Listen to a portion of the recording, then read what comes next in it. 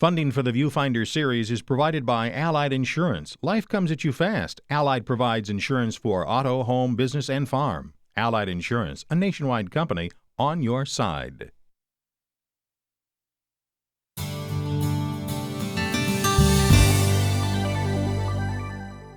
Mansour's Oriental Rug Gallery is proud to bring Viewfinder Music of Hope to the community.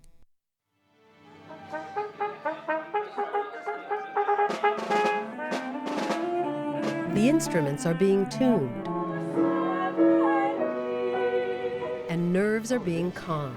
I've never really seen it empty before yesterday's rehearsal. In many ways, this resembles a typical opening night for the Sacramento Youth Symphony. But in the lobby, you discover this concert features something different, something special. This night will be about remembering the past and celebrating survival and triumph.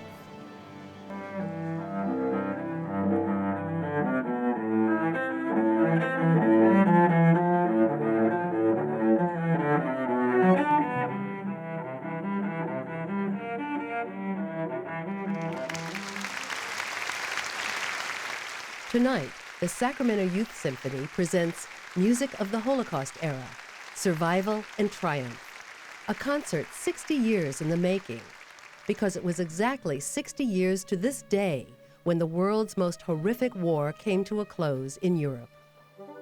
In this story, we'll show how this concert came about, and we'll explore how the Holocaust changed the lives of so many right here in our community. From those who survived mankind's worst, to those who keep the lessons of the past alive, and finally, to a symphony conductor whose past pushed him to make this night a reality. Good. For nearly 30 years, he's been the heart and soul behind a musical youth movement. My name is Michael Neumann, and I am the music director, artistic director of the Sacramento Youth Symphony. And for years, Michael's led scores of talented musicians around the world, where they've shined on the global stage, even capturing first prize in Vienna at the prestigious International Youth and Music Festival of 1995. But on this night, the conductor arrives for the first rehearsal of what could be the most momentous and emotional concert of his career. Oh, there's no question that this one is special. I mean, the very fact that we're doing the subject matter that we're doing will be very emotional for a lot of people. But for Michael, the personal meaning behind this concert started as a young boy, when a single moment between a father and son changed his life forever. A very profound experience happened. My parents were like superheroes, until I saw them cry. And that has never left me. I've always remembered that. And so I then found out why he was crying. And it was about his parents being murdered by the Nazis. That has stayed with me all along. On that December day in 1962, as he witnessed his father break down with feelings of both anger and loss, questions were left unanswered. And so sometimes I wonder what exactly happened to my grandparents. Were they tortured? Were they hung? Were they gassed? I know the transport number that they were on, but very little else is known other than they were two very decent people who lived decent lives just like you and me, and one day they were gone, and that was the end, and never heard from again. What he does know is that his grandparents were murdered, like so many others, at Auschwitz. Proof can be found in this book of names. Yeah, this is a book of all of the Jews who died in the Holocaust, only from Berlin. And it's just page after page, like an encyclopedia. And these are my grandparents, my dad's parents, Johanna Neumann, or Neumann, and Julius Neumann, that was his dad. It's this piece of family history that has stayed with Michael all these years. Here we go, ready? And led him to where he is tonight. I'll give you 2 bars for nothing. Here we go. This first rehearsal, in a concert dedicated to remembering and acknowledging the pain left with families who endured the Holocaust.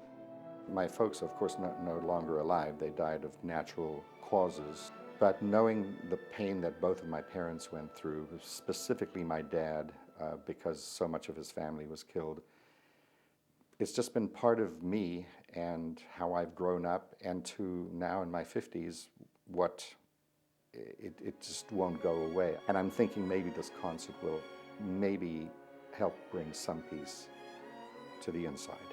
But the hope for healing is only part of the goal. What it does for me or doesn't do for me is really not the main goal. The purpose is to educate our young people to not let us forget what happened, and hopefully to learn from the past. That's the hope. But can today's young people possibly grasp yesterday's reality? How many people know anything about the Holocaust? How many people know quite a bit about it? There's a lot of young people out there who probably don't know what the Holocaust is. And so part of this will be an educational process of hoping, again, to reach some people, including the kids in the Youth Symphony. At this first rehearsal, the group got a small taste of the history behind what they're playing. This is considered degenerate music, okay, by the Nazis.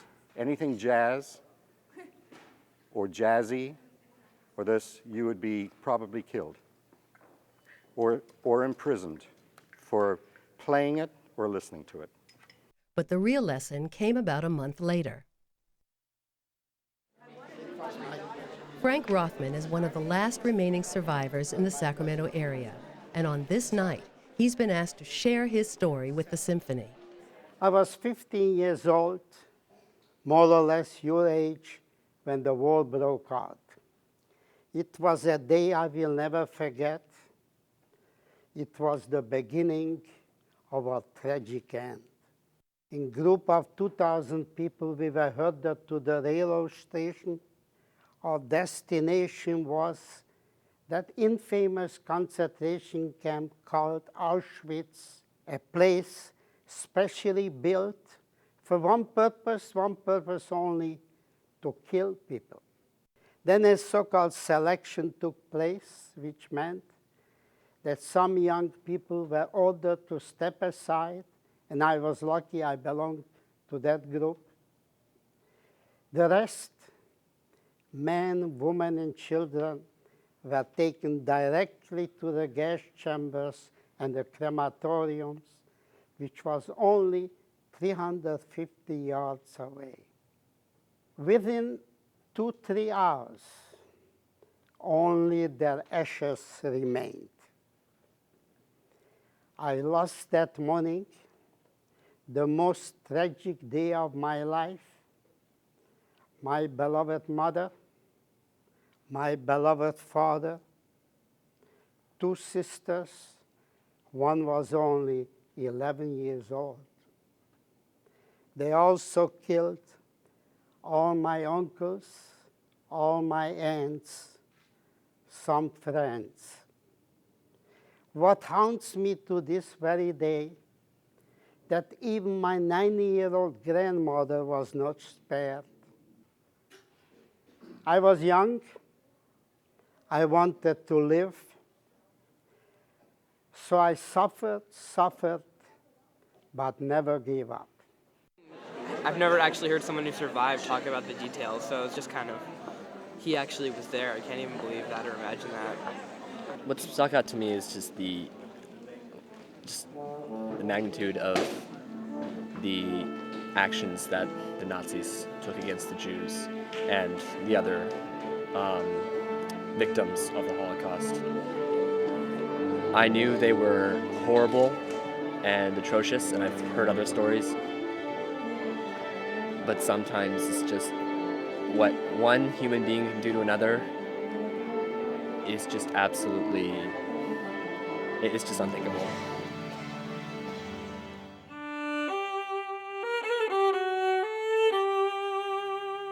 In the remaining days before the concert, Michael took time out to reflect upon his past. It's here, in these family albums, where a remarkable story of friendship has been kept alive. Mancher kann seine eigenen Ketten nicht lösen. Many are not able to loosen their own chains, but still they are the saviors of friends. The words are Gary Newman's, Michael's father, and to make sense of them, you need to step back in time to meet this Jewish man's best friend, a Nazi. His name was Wolfgang Dörfel, And my dad and he grew up as very young children, went to the same school.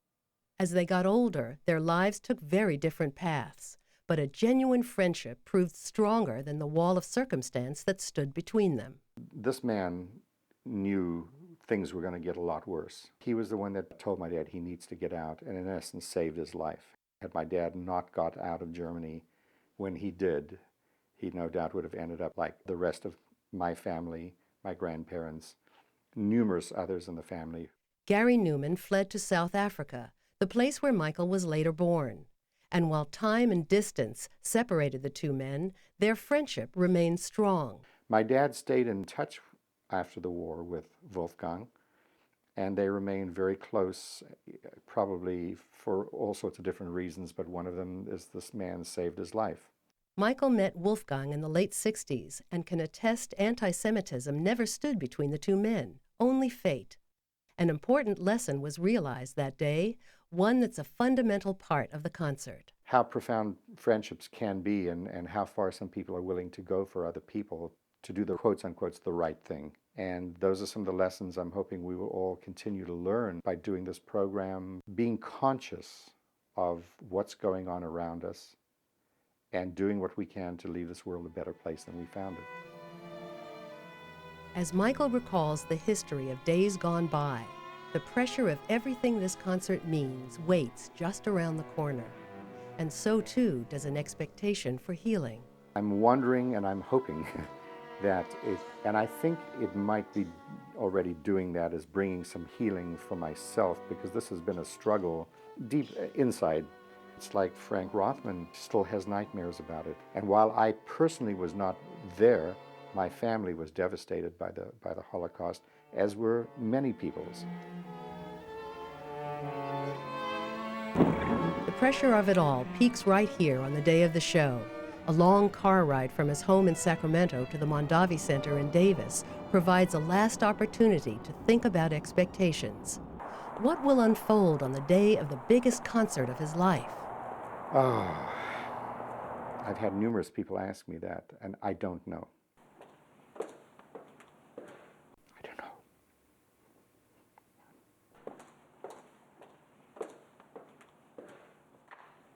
I'll do the best I can.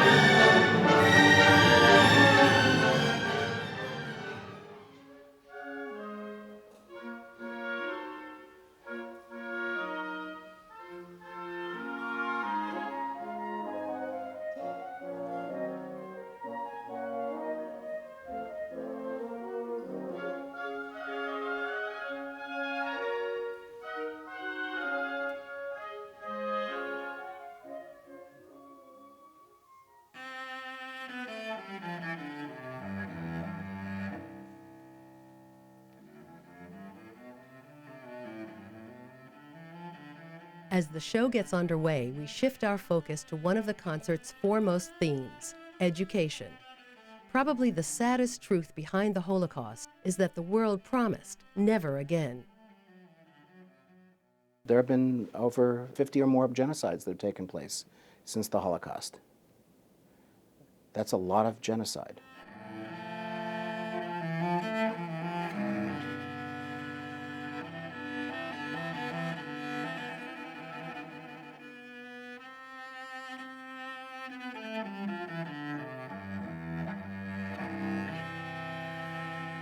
Horrifying statistics represent multiple failures, but education might be the foundation. Truth is, many have forgotten or never learned about the Holocaust to begin with.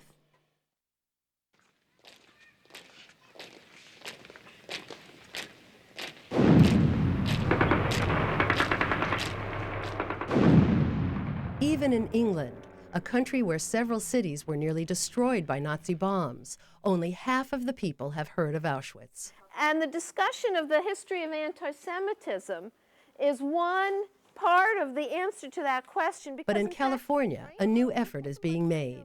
It's here, after school hours, in libraries around the state, where educators are giving their time to learn new approaches on teaching tough material. Values, leadership, all of these are things that you can get into and talk about with your students. Professors Samuel and Carol Edelman run the State Center for Excellence on the Study of the Holocaust, Genocide, Human Rights, and Tolerance.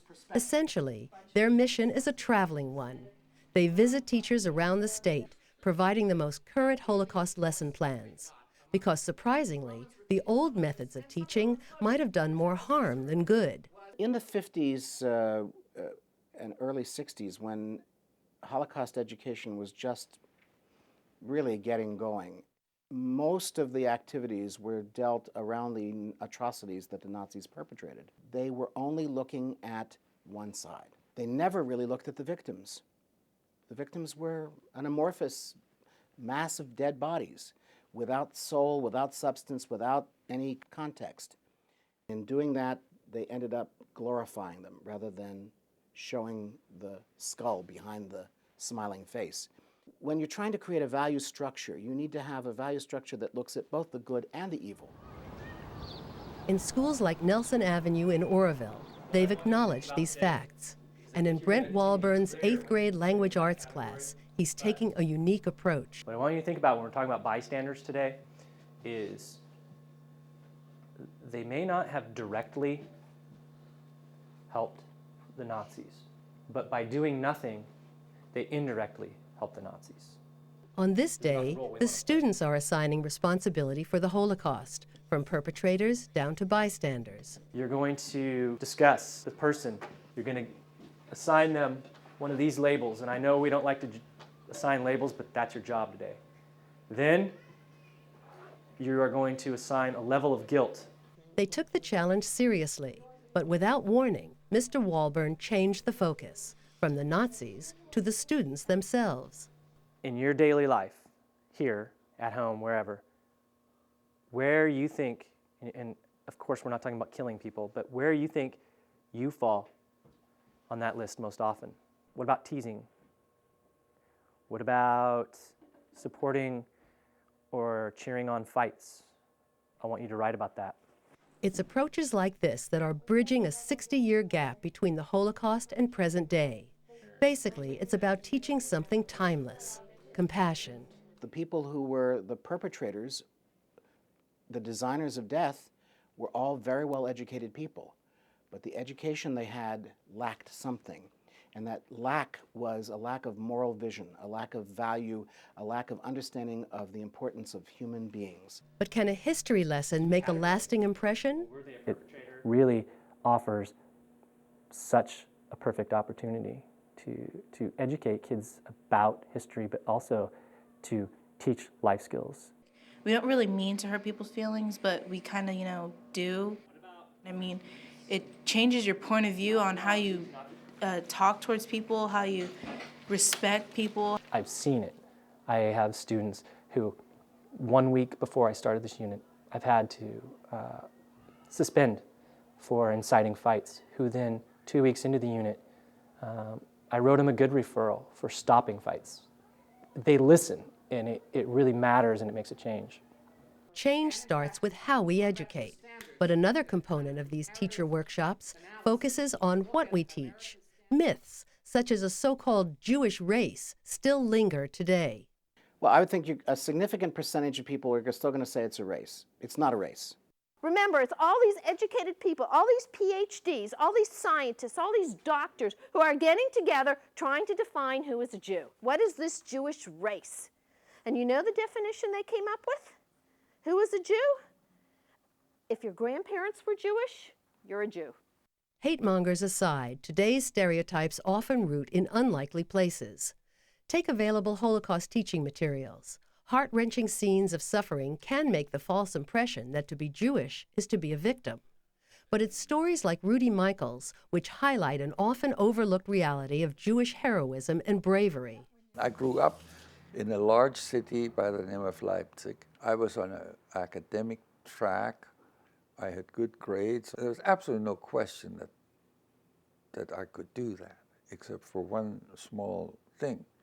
They closed the universities to Jews. Rudy Michaels was among the lucky. He got out of Germany while he still could. And in 1938, he came to America and enlisted in the Army. That's where his story takes an interesting turn.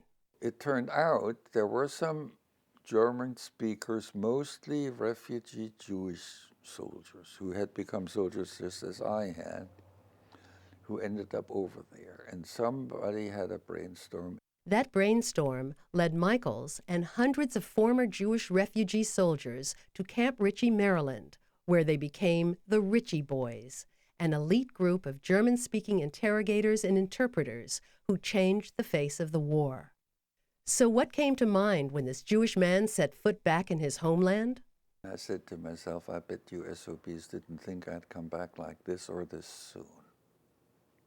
I can't tell you everything, but there was Liz Igra, a teacher herself with Elk Grove Unified, asked her colleagues to remember stories like hers. My mother's maiden name was Hanka Forner.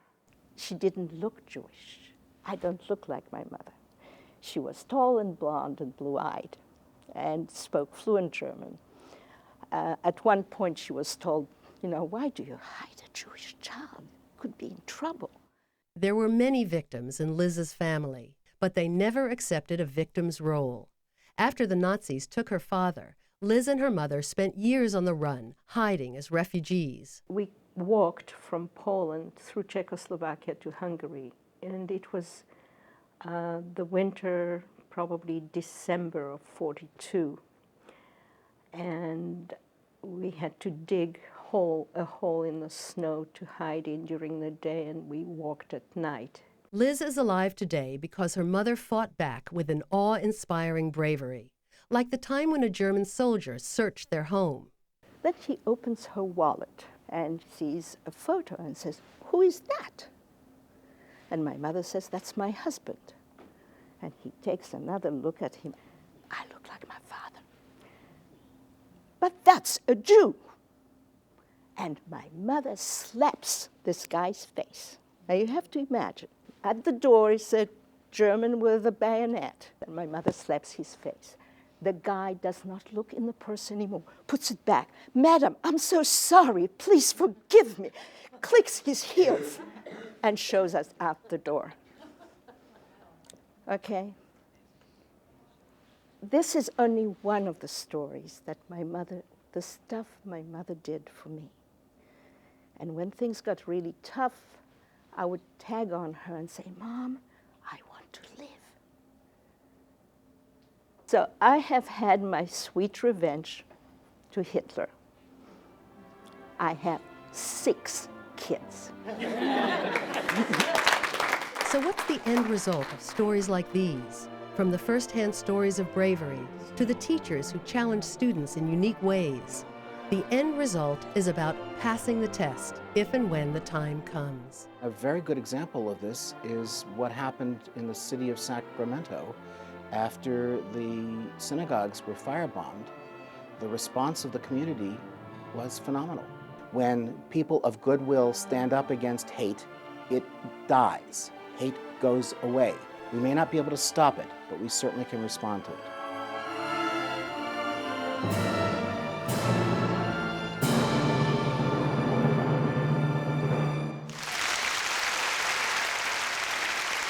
It was clear this day would be memorable, but will the lessons behind this music carry on to future generations?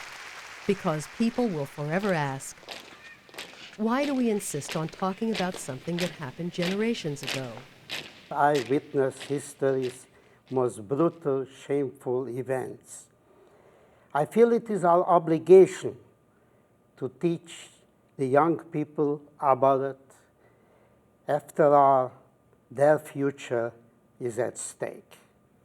We need to go beyond telling about the Holocaust. We need to be teaching it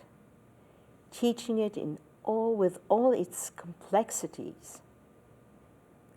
Only then, maybe, we'll make a difference.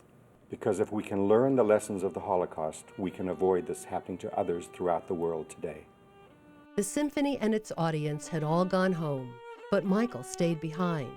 And on an empty stage, he reflected on what this day meant to him and the closure he was seeking. Right now, I feel really good about things. Maybe it's just the sense that the concert was very successful in how it went and all the different pieces that gelled together very nicely. I'm thinking that this might help me, overcome some of my own deep stuff that's been going on ever since I was 13 years old. And that would be wonderful if that happened. And right now I'm feeling really good.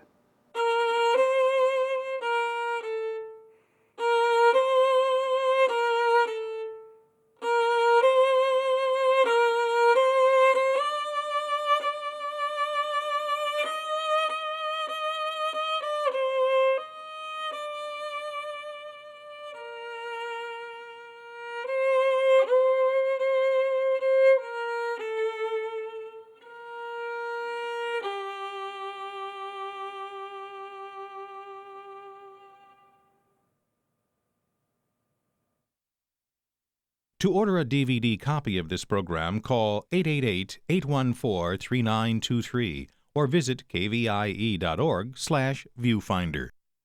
Mansour's Oriental Rug Gallery is proud to bring Viewfinder Music of Hope to the community.